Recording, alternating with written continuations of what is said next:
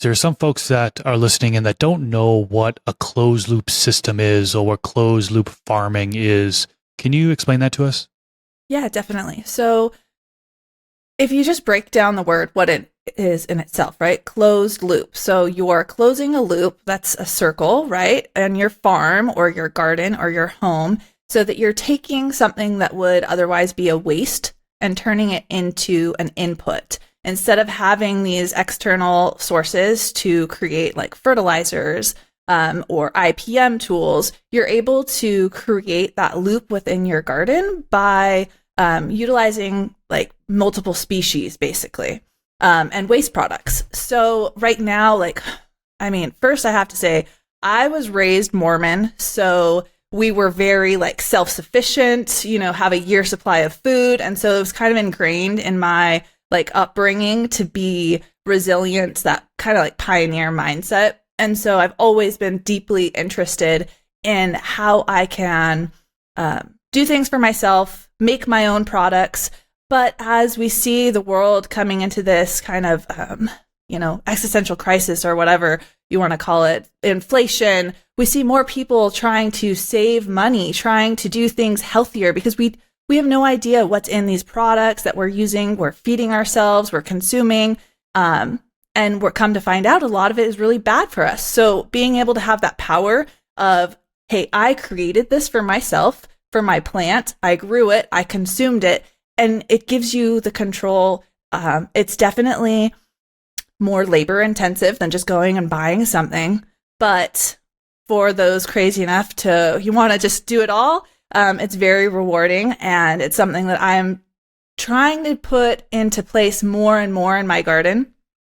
So last we spoke, I was in California, completely different farm. And since then I have a 4-year-old son, and we moved back up to northeastern Washington on the Idaho border. My whole family is in Idaho, but Idaho's not so friendly with the kind of plants that we like.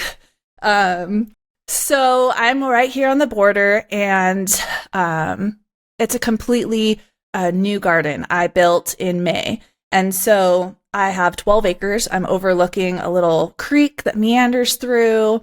There's tons of wildlife, all different types of species. And I'm starting to build this homestead where I can try to create as much of my own inputs for my garden and for my family as possible. So that means closing the loops wherever I can. We're like 30 minutes from going into town. So for instance, a great example, I have chickens, right? So the chickens are helping compost. They're free range. Well, they were free ranging before the puppy started killing them.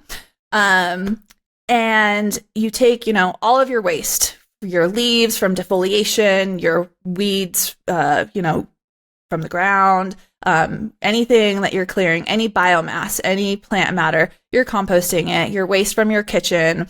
And the chickens are going through and eating what they like, scratching out, getting the, maggots that are growing in there, worms are crawling through, and it's breaking it down right there in your ecosystem. And then you can turn that compost into, it is compost, but you could do a compost aerated tea or an extract, and you can apply that in your garden.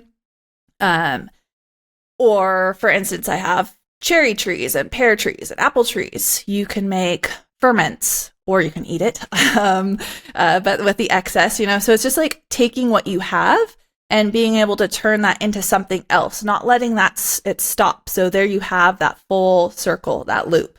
This clip was brought to you by AC Infinity. Use discount code MrGrowit15 to save on any of their gardening products.